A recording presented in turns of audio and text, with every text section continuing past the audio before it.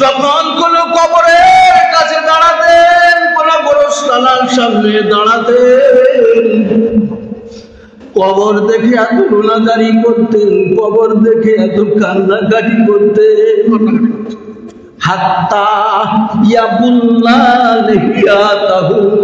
হযরত উসমান রাদিয়াল্লাহু তাআলা আনহুর চোখের পানিতে তার দাড়ি মোবারকটা সম্পূর্ণভাবে ভিজে যেত। সবাই বলতে পারলেন না সুবহানাল্লাহ?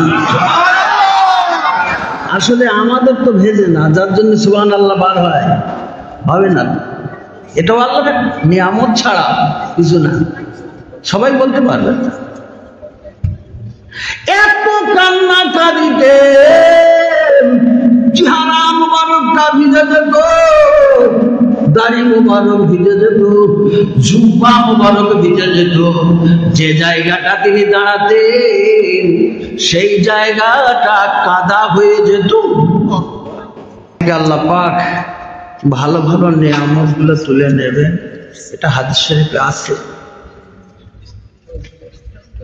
বলছি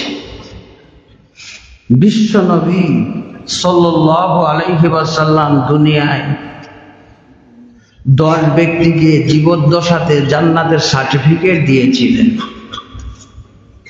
আরবিতে তাদের বলা হয় আশারায়ে মুবাশশারা। কি বলা হয়? 10 জন জান্নাতের খুশখবরি, জান্নাতের সুসংবাদ গ্রহণকারী। এই মুহূর্তে আল্লাহর আসমানের নিচে আহাব্বুল বিলাদ ইলাল্লাহি মাসাজিদুহা, আসমানের নিচে জমিনের উপরে সবচাইতে উত্তম জায়গা কোনটা? মসজিদের বহু বচন মাসাজিদুহা, মসজিদ সমূহ। তাহলে সবচেয়ে উৎকৃষ্ট ঘরে বসে আছি না? এই মুহূর্তে আল্লাহর তরফ থেকে যদি ইলহাম হয়, আমার বান্দারা যারা আমার ঘরে বসে আছিস, এই মুহূর্তে আমি আল্লাহ তোদের জীবনের গুনাহ খাতা মাফ করে বিনা হিসাবে জান্নাত দান করব। এরকম একটা খুশির সংবাদ পেলে এর চাইতে আর ভবিষ্যতে কোনো খুশির সংবাদ আরো ভালো হতে পারে? তাহলে আমাদের নামাজ পড়ার দরকার আছে না রোজা রাখার দরকার আছে? কোনো কিছুর দরকার নাই, কারণ মরার পরে লম্বের আল্লাহর দয়ার জান্নাতে ঢুকবো, আপেল কলা নাশপাতি আঙ্গুর জন্মের খাওয়া খাবো, এটাই কি? তাই কি ভাই? ভালো করে বুঝতে হবে কথাগুলো। বিশ্ব নবী যাদেরকে জান্নাতের সার্টিফিকেট দিয়েছিলেন, সেই মানুষগুলো জান্নাতের আশাতে খুশিতে সবকিছু ইবাদত বন্দেগী ছেড়ে ছুড়ে আয়েশা আরামে জীবন কাটিয়েছিল বলে মনে হয়? ওই 10 জনের ভিতরে মুসলিম জাহানের তৃতীয় খলিফা বিশ্ব নবীর জামাতা রাসূলুল্লাহ সাল্লাল্লাহু আলাইহি ওয়াসাল্লামের 2 কন্যাকে পরপর বিয়ে করেছিলেন। উপাধি পেয়েছিলেন জিন্নুর আইন, 2 জ্যোতির অধিকারী। সেই হযরতে উসমান গনি জিন্নুর আইন রাদিয়াল্লাহু তাআলা আনহু, তিনিও একজন জান্নাতি মানুষ। আহা, কিন্তু সেই মানুষটা কিভাবে জীবন অতিবাহিত করেছেন জানেন? কানা উসমানু ইলা ইযা ওয়াকাফা আলা কবরিল বাকি। সেই হযরতে উসমান রাদিয়াল্লাহু তাআলা আনহু যখন কোন কবরের কাছে দাঁড়াতেন, কোন গোরস্থানের সামনে দাঁড়াতেন, কবর দেখে এত রোনাদারি করতেন, কবর দেখে এত কান্নাকাটি করতেন, হাত্তা ইয়াবুল্লাহ লিহিয়াতাহু। হযরত উসমান রাদিয়াল্লাহু তাআলা আনহুর চোখের পানিতে তার দাড়ি মোবারকটা সম্পূর্ণভাবে ভিজে যেত। সবাই বলতে পারলেন না সুবহানাল্লাহ? আসলে আমাদের তো ভেজে না, যার জন্য সুবহানাল্লাহ বার হয়, হবে না। এটাও আল্লাহর নিয়ামত ছাড়া কিছু না, সবাই বলতে পারবে। এত কান্নাকারিতে চেহারা মুবারকটা ভিজে যেত, দাড়ি মুবারক ভিজে যেত, জুব্বা মুবারক ভিজে যেত। যে জায়গাটা তিনি দাঁড়াতেন সেই জায়গাটা কাদা হয়ে যেত। দরকার যে মানুষটা জান্নাতি তার কথা বলছি ভাই। 10 বছর আগে মা মারা গেছে, 5 বছর আগে বাবা চলে গেল। হতভাগা সন্তান একবার পেশাব ফেরার নাম করে বাবার কবরের কাছে গেল না। আবার বাংলাদেশে কত ফেকড়া বার হয়েছে, কত ফেরকা বার হয়েছে। কবর জিয়ারাত করা সেরে, এই কবর জিয়ারাতের যদি হাদিস বলি সারা রাত লাগবে ভাই। হঠাৎ বাবার কথা মনে পড়েছে, মায়ের কথা মনে পড়েছে। হাফেজ সাহেবকে দিয়ে খতম করিয়েছে, ইমাম সাহেবের দাওয়াত দিয়েছে, গ্রাম শুদ্ধ পাড়া শুদ্ধ আত্মীয় স্বজন সবাইকে দাওয়াত করেছে। আগামী জুম্মার দিনে জুম্মার নামাজ আনতে মা বাবার কবর জিয়ারতটা হবে। হতভাগা সন্তান হুজুরদের নিয়ে কবরের কাছে গেল। হুজুর দোয়া করে, আল্লাহ কবরস্থ ব্যক্তির কবরে আযাবকে মাফ করে দিন, আল্লাহ তার জীবনের গুনাহ খাতা মাফ করে দিন, কবরটা জান্নাতের টুকরা বানিয়ে দিন। এমন করে দোয়া করে। হতভাগা সন্তান একবার হুজুরের হাত পানে তাকায় আর একবার পিছন দিকে তাকায়। এত লম্বা দোয়া করে কেন? চোখ দিয়ে পানি আসবে। একটু দোয়া লম্বা চওড়া হয়ে যায় তাই সহ্য হয় না কম্পিউটারের যুগে। যত শর্টকাটে মারা যায়। আহা, হযরত উসমান রাদিয়াল্লাহু তাআলা এত কান্না কাঁদিতে, চোখের পানিতে দাঁড়িয়ে ভিজে যেত, জুব্বা মোবারক ভিজে যেত। ফাকির আলাকুম তাসকুরুল জান্নাতু ওয়ান নারু ফালা তাবকি ওয়া তাবকি মিন হাযা। এই সময় মদিনার আলেমেরা, মদিনার মুসলমানেরা হযরত উসমান রাদিয়াল্লাহু তাআলা আনহুকে বলেছিলেন, হুজুর গো, আপনার কাছে জান্নাতের আলোচনা করা হয়, আপনি এত কান্নাকাটি করেন না। জাহান্নামের আলোচনা করা হয়, এত কান্নাকাটি করেন না। আখিরাতের আলোচনা করা হয়, পুলসিরাতের আলোচনা করা হয়, মিজানের আলোচনা করা হয়, এত কান্নাকাটি করেন না। ওয়াতাবকি মিন হাযা, এই কবর দেখে আপনি এত কান্নাকাটি করেন কেন? আসলে কান্নাকাটি করবে কিভাবে? বাংলাদেশের এক নিকৃষ্ট কবি লিখেছেন, নগদ যা পাও হাত পেতে নাও, বাজির খাতা শূন্য থাক। এখন মুসলমান নগদে বিশ্বাসী, টাটকা সুখ ছাড়া মুসলমান কিছু বোঝে না। ও মরার পরে মরে যাবে, বান্দা ঘুচে যাবে, সব দান্দা ওসব বাদ দেয়। কিন্তু তাই আল্লাহ পাক আমাদের দুনিয়ায় পাঠিয়েছেন পরীক্ষাগারে। আর দুনিয়াও মাজরাতুল আখিরা, দুনিয়াটা আখিরাতের শস্য বাড়ি, ক্ষেত বাড়ি। আপনি যেমন ফসল ফলাবেন সেখানে তেমন ফসল পাবেন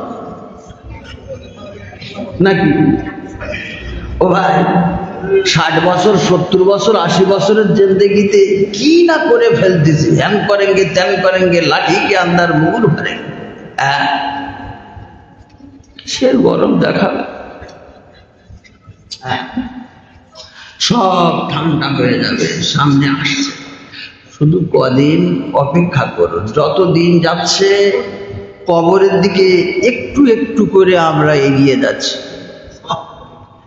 রেহাই পাবো না ভাই, ছাড় পাবো কিভাবে? আমাদের যেতে হবে। মায়ের পেট যখন দেখেছি কম বেশি, কবরের পেটও আমাদের দেখতে হবে। এখন আমরা কোন পর্যায়ে আছি রসুলের হাদিস দিকে তাকালে বোঝা যায়। রসুল্লাহ বলেছেন আর দুনিয়া ও সিজনুল মুমিনিন, মোমেনদের কাছে দুনিয়াটা কারাগার, বন্দিখানা। এখন মুসলমান আমরা বুকে হাত দিয়ে খুব ফেকেট করে মাথায় ঘুলু নিয়ে একটু চিন্তা করুন যে আমাদের কাছে কি কারাগারের মতো লাগে?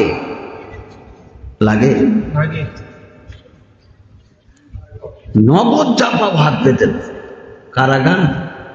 তাহলে কোন পর্যায়ে মুসলমান আজকে আমরা গিয়েছি? হাদিস শরীফে এসেছে মুসলমানেরা যখন নামাজে দাঁড়ায়, মসজিদের ভিতরে যায়, এত আনন্দ পাবে ইমানদারেরা।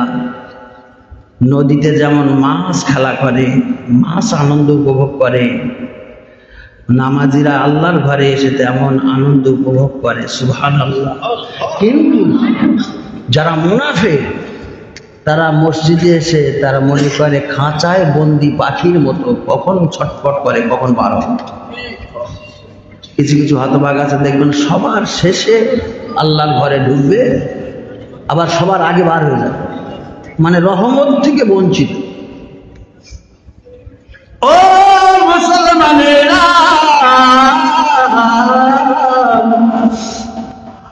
মদিনার মুসলমানেরা জিজ্ঞাসা করে, বলুন আপনি জান্নাতের আলোচনা যখন হয় আপনি কাঁদেন না, জাহান্নামের আলোচনা করা হয় আপনি কাঁদেন না, কিন্তু কবর থেকে আপনি এত কাঁদেন কেন?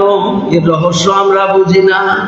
فقال إن رسول الله صلى الله عليه وسلم قال إن القبر أول منازل الآخرة।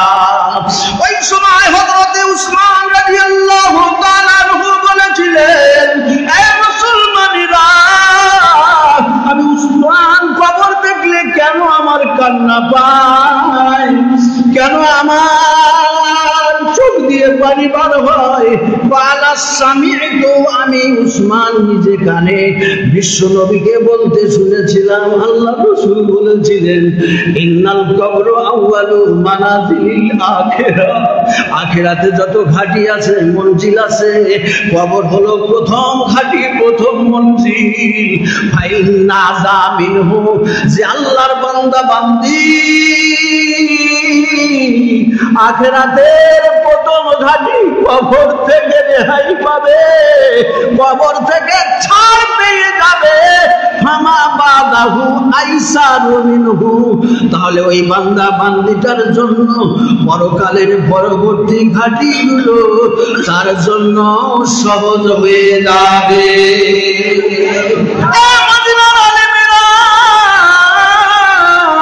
আমি উসমান কবর দেখলে কেন আমার কান্না পায়? শোনো বাবারা, আল্লাহর নবী আরো বলেছিলেন, ওয়া ইল্লাম ইয়ানজু মিনহু, আর যে আল্লাহর বান্দা বান্দি আখিরাতের প্রথম ঘাটি কবর থেকে ছাড় পাবে না, কবর থেকে রেহাই পাবে না, ফামা বাদাহু আসাদ্দু মিনহু, সেই মানুষটার জন্য পরবর্তী ঘাটিগুলো সাংঘাতিক হয়ে যাবে, মারাত্মক হয়ে যাবে, ভয়ঙ্কর হয়ে যাবে।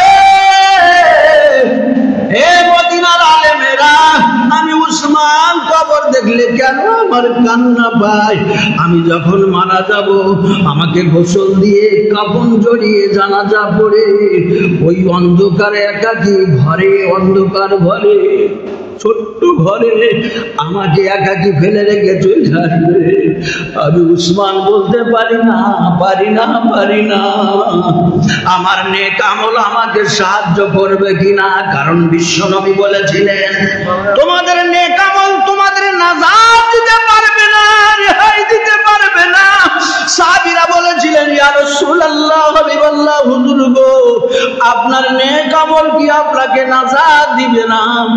আল্লাহর নবী বলেছিলেন, না না না, আমার নেক আমল আমাকে নাজাত দেবে না, তবে আল্লাহ পাক তার রহমত দিয়ে আমাকে সব সময়ের জন্য ঢেকে রেখেছেন। একবার আস্তে করে বলা যাবে সুবহানাল্লাহ।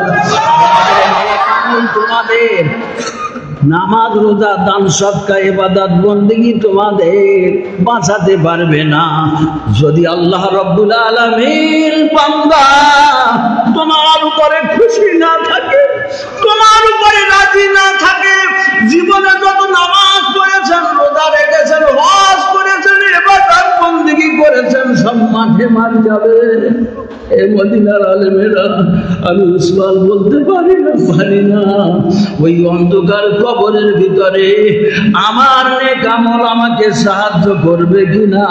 কবর যখন দেখি আমি নিজেকে কন্ট্রোল করতে পারি না, সংবরণ করতে পারি না, তাই আমার চোখ দিয়ে পানি বার হয়। একবার আস্তে করে বলা যাবে সুবহানাল্লাহ।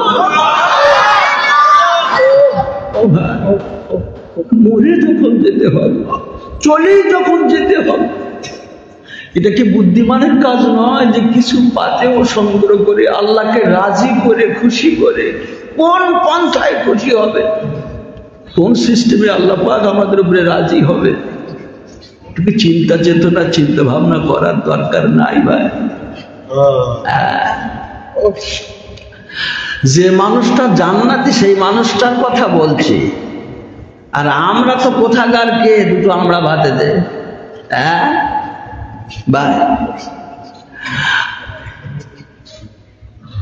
কবরের আযাব আপনারা বিশ্বাস করেন? আসলে ওটা তো ফিউচারের ওয়াজ, ভবিষ্যতের ওয়াজ। অনেকে বিশ্বাস করে কি হবে না হবে, কিন্তু কবরে আযাব হবে, হয়। বিশ্ব নবীর একজন নাম করা মুহাব্বতের মানুষ, নাম করা সাহাবা হযরতে আল্লাহ রাসূলের সাহাবা সাআদ ইবনে মুআজ রাদিয়াল্লাহু তাআলা, কত বড় একজন মস্ত বড় সাহাবা। সেই মানুষটা মারা গেছে। বিশ্ব নবীর কানে যখন খবর এসেছে, উনি যেন ব্যতিব্যস্ত হয়ে পড়েছেন, পাগলের মতন হয়ে গেছেন। হযরত জাবের রাদিয়াল্লাহু তাআলা আনহু হাদিসটা বর্ণনা করেছেন। ওয়ান জাবিরিন রাদিয়াল্লাহু তাআলা আনহু قال خرجنا مع رسول الله صلى الله عليه وسلم إلى سعد بن معاذ حين توفي فلما صلى عليه رسول الله صلى الله عليه وسلم وأودي في قبره وصبي عليه سبح رسول الله صلى الله عليه وسلم فسبحنا طويلا ثم كبر فكبرنا فقيل يا رسول الله لما سبحت ثم كبرت فقال لقد تضيق على هذا العبد الصالح قبره حتى فرج الله عنه رواه আবু দাউদ। হযরত জাবের রাদিয়াল্লাহু তাআলা আনহু বলছেন, হযরত সাআদ বিন মুআজ রাদিয়াল্লাহু তাআলা আনহু ইন্তেকাল করেছেন। আপনাদের যখন হাই ওঠে গালে হাত দেবেন, শয়তান খুব খুশি হয়। হাই বোঝেন তো নাকি? গাল বড় বড় করে যখন, ভয় লাগে আমার মাঝে মাঝে, কামড়াবে না কি রে বাবা। মানে এমন শয়তান ধোঁকা দেবে, যত ভালো ওয়াজ হোক, যত ভালো কথা হোক না কেন, আর আপনি বুঝতে পারবেন না যখন হাই উঠবে। এটা শয়তানের তরফ থেকে। তখন আপনি সুবহান আল্লাহ বলবেন কি সুবহান আলগা বলবেন তা ঠিক নেই। খুব ভালো করে বোঝেন। খালি কিছুক্ষণের জন্য আপনাদের কোনো জায়গায় আমি কোনো শ্রোতাকে বিরক্ত করে আলোচনা করি, 10 মিনিট মাশাআল্লাহ আলহামদুলিল্লাহ, তবে শুনতে হবে। হযরত সাআদ বিন মুআজ রাদিয়াল্লাহু তাআলা হুজুর ইন্তেকাল করেছেন। হযরত জাবের বলছেন, খরাজনা মা রাসূলিল্লাহ, আমরা আল্লাহর রাসূলের সাথে খরাজনা বার হলাম। সাআদ ইবনে মুআজ হিনা তুওয়াফিয়া, তিনি যখন ইন্তেকাল করলেন, তার দাফন কাফনের জন্য, সদ্গতির জন্য আল্লাহর রাসূলের সাথে আমরা বার হলাম। হযরত সাআদ বিন মুআজকে গোসল দেওয়া হলো, কাফন পরানো হলো। ফালাম্মা সাল্লা আলাইহি রাসূলুল্লাহ সাল্লাল্লাহু আলাইহি ওয়াসাল্লাম, বিশ্বনবী স্বয়ং নিজে হযরত সাদ বিন মুআজের জানাজার নামাজটা পড়ালেন। সুবহানাল্লাহ বলবেন না? যে মানুষটার জানাজার ইমামতি করেছেন স্বয়ং বিশ্ব নবী, ওই মানুষটার কোনো চিন্তা ভাবনা আছে মনে হয়? কোনো ভয় আছে? লা খাওফ ওয়ালা ইয়াহজান, এটাই তো স্বাভাবিক। হ্যাঁ,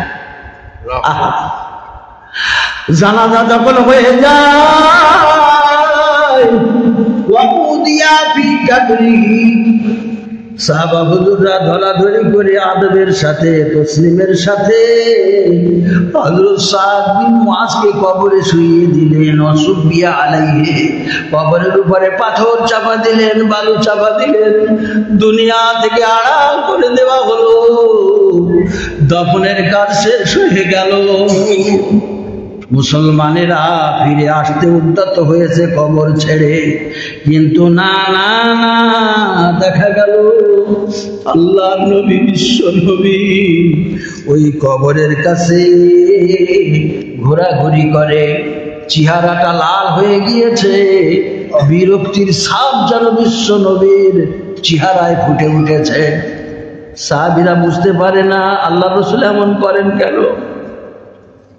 কিছুক্ষণ পরে দেখা যায় সাব্বাহা রাসূলুল্লাহ, আল্লাহ রাসূল আল্লাহর হাবিব সুবহানাল্লাহ সুবহানাল্লাহ তাসবিহ পড়া শুরু করেছেন, আল্লাহর প্রশংসা, সুবহানাল্লাহ সুবহানাল্লাহ বলতেছেন। হযরত জাবের বলেন ফাসাব্বাহানা তাবিলা, আমরা অনেকক্ষণ ধরে, তাবিলা দীর্ঘক্ষণ ধরে আল্লাহ রাসূলের সাথে আমরাও সুবহানাল্লাহ সুবহানাল্লাহ বলছি। এবারে কি বলা যাবে? সুবহানাল্লাহ। সবাই পড়েন, সবাই পড়েন সুবহানাল্লাহ, পড়েন পড়েন, আলহামদুলিল্লাহ, লা ইলাহা ইল্লাল্লাহ, সুবহানাল্লাহ,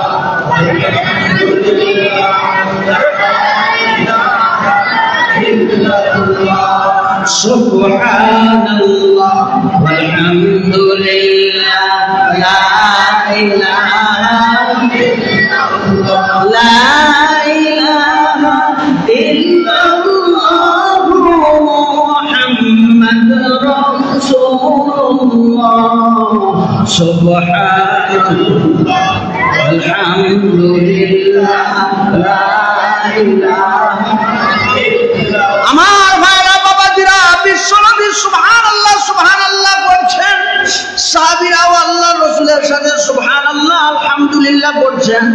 অনেকক্ষণ সুবহানাল্লাহ সুবহানাল্লাহ পড়ার পরে সুম্মা কাব্বারা, আল্লাহ নবী লিল্লাহি তাকবীর দিলেন। ফাকাব্বারনা, হযরত জাবের বলছেন আমরাও বিশ্ব নবীর সাথে আল্লাহু আকবার আল্লাহু আকবারের আওয়াজে মদিনার আকাশ বাতাস মুখরিত করে তুলেছিলাম। একবার জোরে বলা যাবে লিল্লাহি তাকবীর। তাহলে সুবহানাল্লাহ আলহামদুলিল্লাহ আল্লাহু আকবারের দলিল আছে, এ হুজুরদের আবিষ্কার না, অনেক আগে দলিল।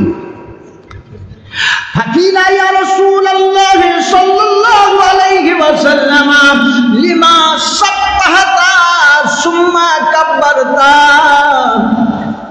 ওই সময় আল্লাহ রাসূলের সাহাবীরা বিশ্ব নবীকে জিজ্ঞাসা করেছিলেন, ইয়া রাসূলুল্লাহ, ইয়া হাবিবাল্লাহ, হুজুর গো, আপনার সাথে বহু জানাজায় শরীক হয়েছি, অনেক মওত বাড়িতে গিয়েছি, কিন্তু কোন কবরের কাছে এমনটি করেননি। সুবহানাল্লাহ সুবহানাল্লাহ যদিও করেছেন, তারপরে নারায়ে তাকবীর কেন দিলেন? এ তাসবিহ পড়ার পরে তাকবীরের আওয়াজটা কেন দিলেন?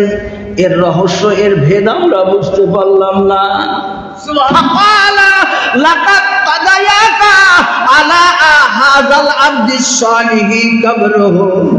আল্লাহ নবী বললেন, ও সাহাবীরা, তোমরা জানো না এমনটি কেন করেছি? তোমরা জানো না আমি এমনটি কেন করেছি? শোনো, তোমরা যখন আমার প্রিয় মানুষটাকে কবরে শুইয়ে দিলে, কবরের মাটিগুলো সমান করে দিলে, দুনিয়া থেকে আড়াল করে দিলে, আমি আল্লাহ নবী দেখতে চাইলাম, জানতে চাইলাম কবর আমার প্রিয় মানুষটার সাথে কেমন ব্যবহার করে। তাই আমি কবরের কাছে অপেক্ষা করছিলাম। কিছুক্ষণ পরে দেখি কবরের দুদিকের মাটিটা সাদ বিন মুআজের দিকে চেপে আসছিল, সংকীর্ণ হয়ে হয়ে আসছিল, সংকুচিত হয়ে আসছিল। আমি আল্লাহর নবী, আমার বড় ভয় হয়ে গেল, না জানি কবর দুদিক থেকে চাপ দিয়ে সাদ বিন মুআজকে কষ্ট দেয় নাকি। আমি কি করব কিছুই বুঝতে পারছিলাম না। তাই আমি কবরের কাছে সুবহানাল্লাহ সুবহানাল্লাহ বলছিলাম, আল্লাহর প্রশংসা, আল্লাহর গুণগান বলছিলাম। আমাদের এই সুবহানাল্লাহ সুবহানাল্লাহ পড়ার বদৌলতে, বরকতে হাত্তা ফারাজাল্লাহু আনহু, আমার আল্লাহ পাক দয়া করে মেহেরবানি করে হযরত সাদ বিন মুআজের কবরটাকে মুসাদা করে দিয়েছে। আমি আগেই বলেছি ভাই, আজকে আপনাদের কাছে ওয়াজ করার জন্য আসিনি, তবুও বললাম দু চার কথা। কত বড় একজন মানুষ, কত বড় একজন সাহাবা, যার সম্পর্কে বিশ্বনবী বলেছিলেন হাযাল্লাযী তাহাররাকা লাহুল আরশ। হযরত সাদ বিন মুআজের ইন্তেকালেতে আল্লাহ পাকের আরশ মুআল্লাটা থরথর করে কেঁপে উঠেছিল। শুধু তাই, ওয়া শাহিদাহু ৭০,০০০ মিনাল মালায়েকা। হযরত সাদ বিন মুআজের ইন্তেকালেতে জানাজাতে শুধু মানুষেরও নয়, ৭০,০০০ মিনাল মালায়েকা, আল্লাহর আসমান থেকে ৭০,০০০ ফেরেশতা সাদ বিন মুআজের জানাজায় শরীক হয়েছিলেন। তবুও সাদ বিন মুআজের কবরটা ছোট হয়ে গিয়েছিল। আর আমাদের উপায় কি হবে ভাই? এখন রক্ত পাতলা, তো ওই নগদ চাপাও হাত পেতে না, এই চিন্তা চেতনায় আমরা ঘুরে বেড়াচ্ছি। সময় আসতেছে ভাই, সময় আসতেছে। আল্লাহ আমাদের বোধগম্য দান করেন, সবাই বলে আল্লাহুম্মা আমিন। আসে এসেছি মুসাফির মানুষ, এই রাত্রে আবার রওনা দেব, আমার ইন্ডিয়া চলে যাবো। আবার 18 তারিখে আসবো, আবার 24 তারিখে ফিরবো। আমাদের আশেপাশে অনেক মাহফিল আছে, আসলে একটু দাঁড়িয়ে আমার সোনার নবীর সামনে একটি সালামের নজরানা দিয়ে যাই। ইয়া নবী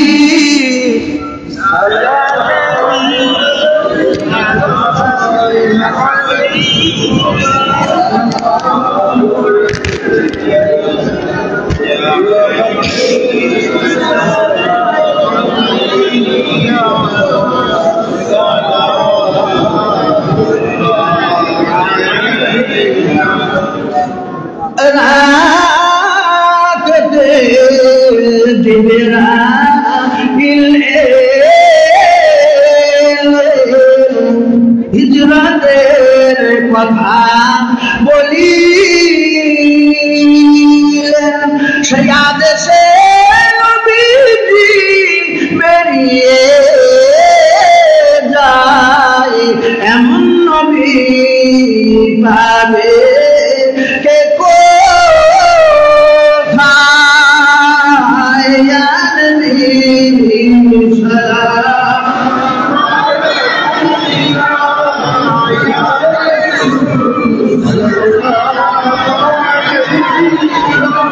يا حبيبي السلام